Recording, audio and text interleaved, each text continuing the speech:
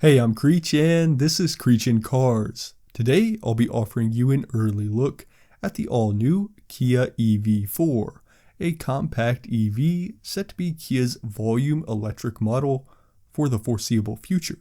Kia has been doing alright these past few years with its diverse lineup. The Telluride is dominating the family SUV segment, and the new K4 is already making waves in the compact segment. However, what's arguably more impressive is the development and reception of Kia's electric models like the EV6 and EV9. Now, the EV4 is almost ready to be Kia's cheap volume model for those who prefer an electric powertrain.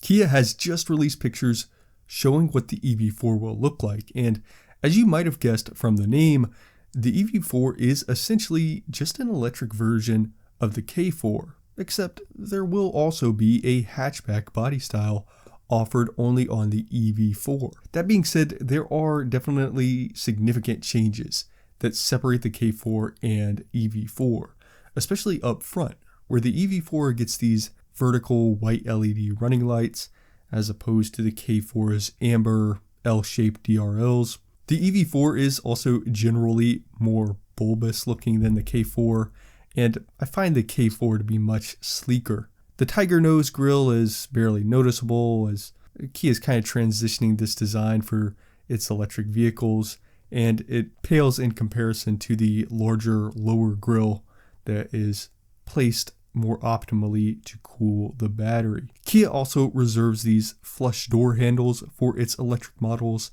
and the EV4 has these unique wheel options. One other major difference is the taillight design. The K4 has a set of vertical taillights that are connected with a light bar, but the EV4 has dropped that light bar from this rear end design. While light bars are really trendy right now, I really like Kia's decision to not go with the light bar on the EV4, and I think especially on this sedan configuration, it gives the EV4 a very muscular look out back. While Kia has just shown off this exterior design, the interior still remains a mystery, at least for a couple more days here. Still, I think we can get a pretty good idea of what the EV4's interior will look like based on the interiors of the K4 and EV6. In addition to that reasoning, we have some spied shots that show a pre-production interior of the EV4. Either way, here's what to expect. The main feature in here will be the digital gauge cluster and infotainment screen that are connected on this same large piece of glass, although these are completely separate displays and they are 12.3 inches each, but in total over 2 feet of screenage right up front there. There will be a downgrade in materials when compared to the more expensive EV6 and EV9, so expect more hard plastics and that sort of thing. Still, I really like what Kia is doing with these interiors, especially on the EVs. I've said it time and time again, and I probably won't shut up about it anytime soon, but automakers have just made EV interiors especially, but EVs in general, just so boring, and Kia is one brand who's doing it a little bit differently.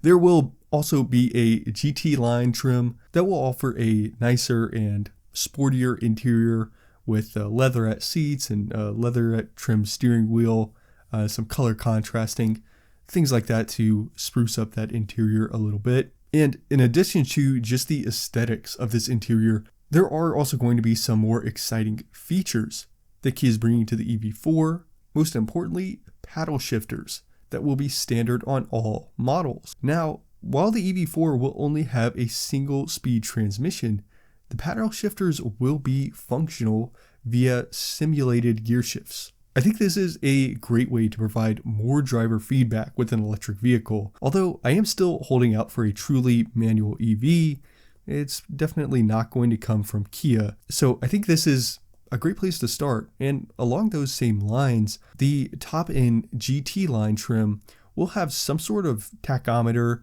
with a rev limiter.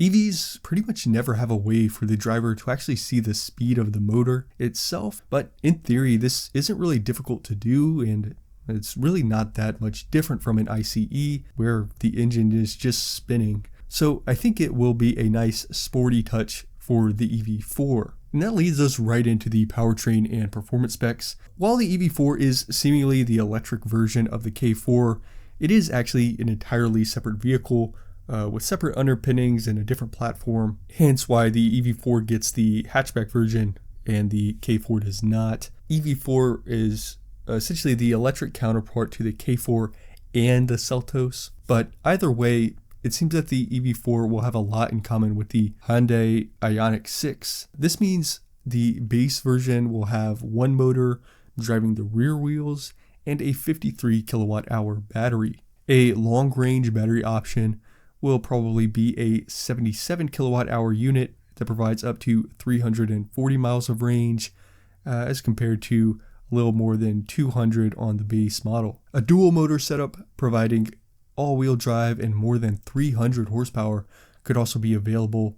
That will likely be reserved for the GT line trim. All in all, this means the 0 to 60 time could be around 6 seconds on that base model and under 4.5 seconds on that top trim. Also, when using paddle shifters, like I said, they are functional in some way, so there will be a certain shift timing that is needed to maximize acceleration, the same as if you were actually shifting gears. The EV4 is close to officially going on sale, and deliveries could begin before the end of 2025, with the first model year being 2026.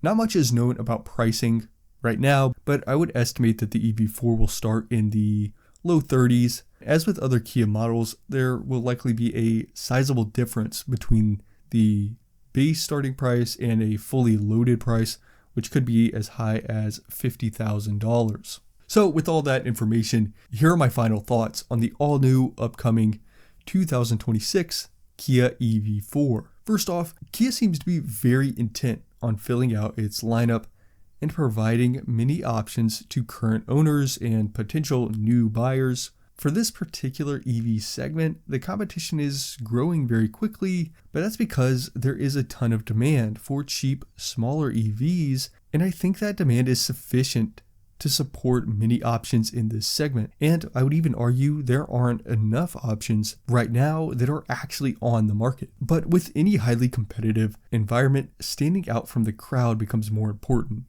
and I think the EV4 has addressed this.